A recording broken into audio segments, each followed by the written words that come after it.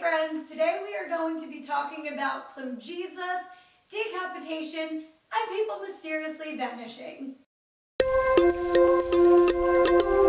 Okay, so before we get into what actually happened, we need to give a little bit of background on what is Christianity. Christianity is the largest religion in the entire world as of the year 2022. The main belief of Christianity is that Jesus' death and rising from the dead atones for or makes up for all of the sin in the world. So basically, if you accept Jesus as your Savior, congratulations, you're a Christian. And if you're not, that's okay too. We still like you. Catholicism, or the Roman Catholic Church, was the original Christian religion and remains so for centuries. However, people in the Catholic Church were doing some shady things that some people disagreed with.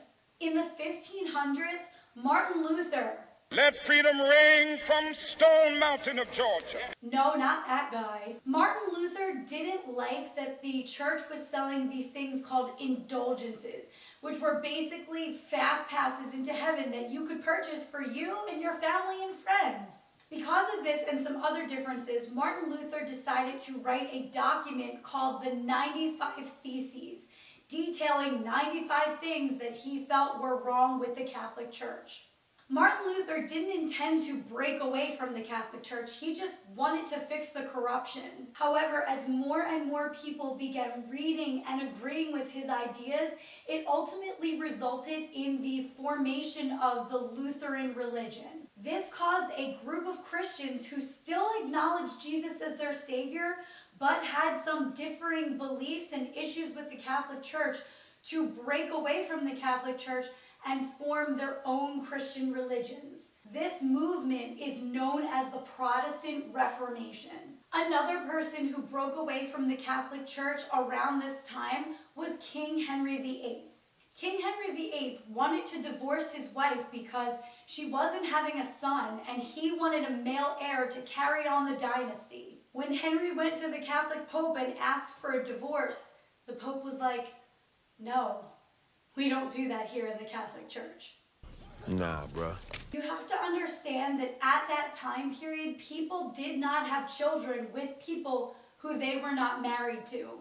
It was incredibly frowned upon and could result in jail time or worse. So King Henry VIII decides that he's just going to make his own religion, and he calls it the Anglican Church of England. He's in charge of the church, and he says divorce is totally allowed. He also said that everyone in England had to be part of the Church of England. This is going to cause some problems later when there will be people in England who don't want to be part of the Church of England and need to find somewhere else where they can practice their religion freely. King Henry actually ends up marrying 6 women total. It takes the third wife to finally give him that coveted son, but then she dies. And so he ends up marrying 3 more people. In case you were wondering what happened to these fabulous women, they go like this: divorced, beheaded, died, divorced, beheaded, survived. The kids ended up becoming pretty famous too. The first son of King Henry VIII is Edward, and he actually becomes king when he's literally a child, and then he dies at around 15 years old. Henry's first daughter, Mary, takes over the throne after that, but she's Catholic and wants everybody in England to go back to being Catholic. Because of this, she orders the murder of hundreds of Protestants and earns the nickname that you're probably familiar with, Bloody Mary. Bloody Mary. Finally, Henry's second daughter, Elizabeth, becomes the famous Queen Elizabeth I. Now, during this time of religious reform, a lot of things were going on around the world. Advances in art and architecture and writing were going on during the Renaissance, and many explorers were finding new water routes and new places. When Columbus landed in the New World, he thought that he was actually in the East Indies or the Spice Islands. It wasn't until Amerigo Vespucci came along and charted the coast of South America and the nearby islands that he realized that Columbus had actually not landed in the East Indies, but rather had found a whole new world. A dazzling place I never knew.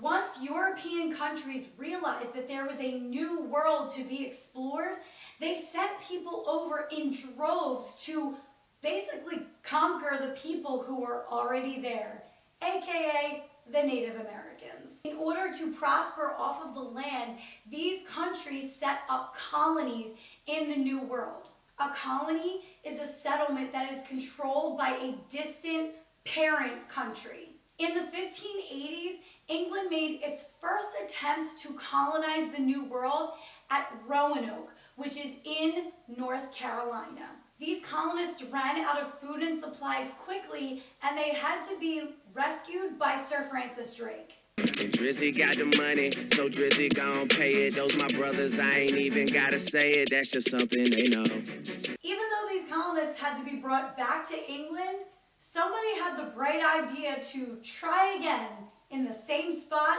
the following year.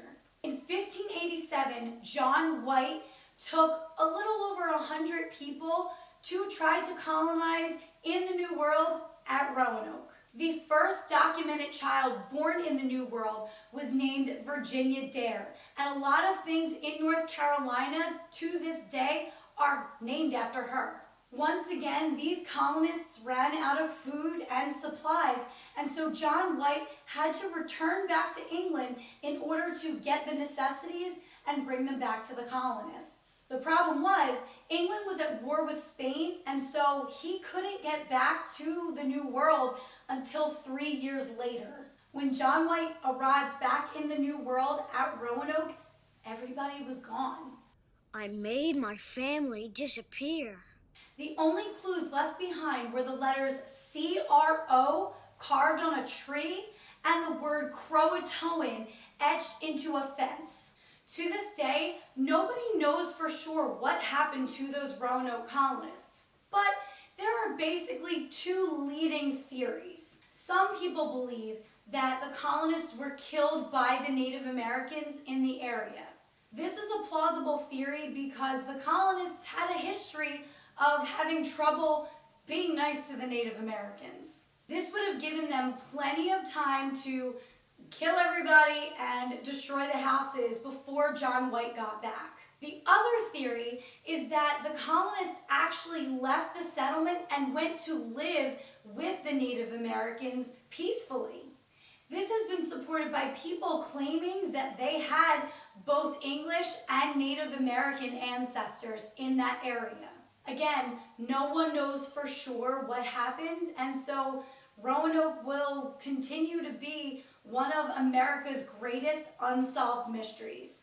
If you found this video helpful or you want extra credit in my class, please like this video and subscribe to my channel.